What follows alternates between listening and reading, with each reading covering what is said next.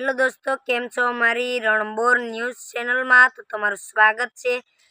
आज फरी आवी गया छे आपणे एक बात कहवा माटे छेतरबाई वसावानी। तेओ कही रह्या छे कि ग्रामजनोए रजूआत छेतरबाई ने करी छे कि कॉन्ट्राक्टर द्वारा अमने 3 महीनाथी पगार न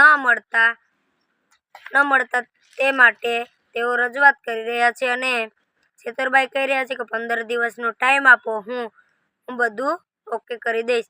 અને તે માટે ગ્રામજનોએ તો બન્યા રહો આગળ અમારી ચેનલમાં। તો આપણે જોઈએ વિડીયો વિગતવાર જોઈશું। अब हमारे टेंशन का कपास सरकार नहीं आवे टेंशन तो सरकार नहीं आवे ना तेरी कापी नाखे तो बोलो हमारे टेंशन नहीं कापी नाखे। આપણે કાયમી કર્મચારી કેટલા છે તમારા 11 ને રોજમદારો કેટલા છે 80 82 છે એટલે રોજમદારો છે એમના પગાર બાકી છે ને કાયમી ખાયા રાડી રાડ ભાઈ મોગવાડી ખાય રાડ એટલે જ અમે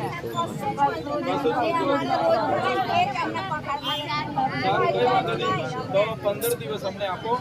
અમારી ત્રીજા શનિવારે જિલ્લા સંકલન સમિતિની બેઠક આવશે ને એમાં હું બધી માહિતી માંગી લેમ છું કેટલા કર્મચારીઓનો પગાર આટલા 2 મહિનાથી કેમ નથી થયો।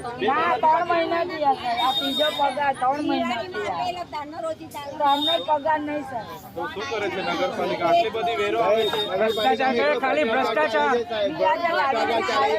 હમણાં 7 કરોડની ગ્રાન્ટ આવી છે એમાં ખાલી રિનોવેશન કરે છે। આટલો બધો વ્યવસાય વેરો આવે છે પાણી વેરો આવે છે ઘર વેરો આવે છે આટલું બધું રોયલ્ટી આવે છે તો 100 ભંડોળ તો આટલું બધું છે તો 100 ભંડોળ કોણ કરે છે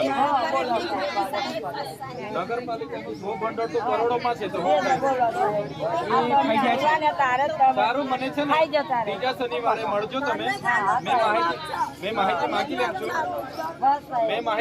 લેમ છું ત્રીજા શનિવારે આપણે મળીશું મારા સંકલનની મીટિંગ ત્રીજા શનિવારે આવ્યા કઈ ત્રીજા શનિવારે આપણે કઈ તારીખ 18 તારીખ હશે લગભગ 18 તારીખે 10 વાગે કલેક્ટર ઓફિસે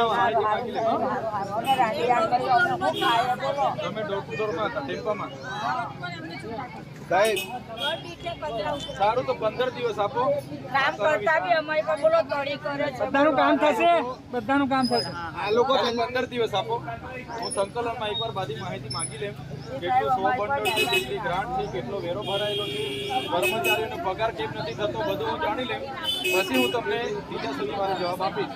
હા મને ખાલી અઠવાડિયે 10 દિવસનો સમય આ લોકો પહેલા નગરપાલિકામાં સફાઈ કામદાર હતા પણ આ લોકોને છૂટા કરીને કોન્ટ્રાક્ટ પદ્ધતિથી દાહોદ ગોધરાના લાવેલા છે। આ લોકોને છૂટા કરીને કોન્ટ્રાક્ટ પદ્ધતિ લાવેલા છે નગરપાલિકા વાળા એ દાહોદ ગોધરા સાહેબ એ લોકોના બી પગાર નહીં કરતા એ લોકો બી છોડીને જતા રહે। તમે હમણાં વોર્ડમાં જાઓ ને તો એટલી ગંદકી ફેલાઈ ગયેલી છે રોગચાળો ફાટી નીકળશે। આ લોકો જ્યારે હતા માહિતી લઈ લેવા દો બધી ત્યારે સવાર સાંજ અમારા ફળિયામાં સાફ સફાઈ થતી હમણાં સાફ સફાઈ જ નથી થતી। અમારા પગાર કાપીને એમના પગાર બધી બાજુ સાહેબ રોગચાળો ફાટી નીકળતો રિટાયર થયા તો પગારને જે હવે તો ભરતી નથી કરતા ભરતી લઈ આવે છે કોન્ટ્રાક્ટ વાળા તો સંકલનમાં હું માહિતી માંગી લેમ। तो दोस्तों केवो लाग्यो वीडियो અને ગરીબ માટે છેતર વસાવા લડે છે તો આ સારું કહેવાય કે ખોટું તો કોમેન્ટમાં જણાવજો। તો બાય બાય।